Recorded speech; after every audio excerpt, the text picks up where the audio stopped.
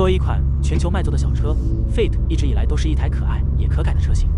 关于 Fit 的演变，其实可追溯到上世纪80年代初的 Honda City。1986年底，2代 City 在外观上变得更宽更低，乍看就像是当年缩小版的 Civic。在 1.3 升化油器版的车型中，又分为 CE 型和 CG 型，其中 CE Fit 被加上了外观套件，这也是 Fit 首次出现在车名中，并在产品末期的时候，原厂也将 Fit 套件装在所有化油器版本的 CT 上，并在1994年时停产。在欧洲市场上 ，CT 因为与其他车款撞名的关系，被更名为 Jazz， 而这个名称直到今日依然在全球多个地区沿用。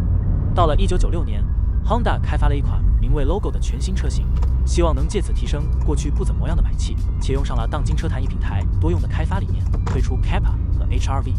结果就是没有结果了，因为衍生车型的话题性远远超过原始车型，使得 Logo 这个好记的名又被浪费了一次。不过也因为这样，原厂才能催生出 Honda Fit 这款给油就飞，更在 GK57享有平民超跑美誉的风云小车。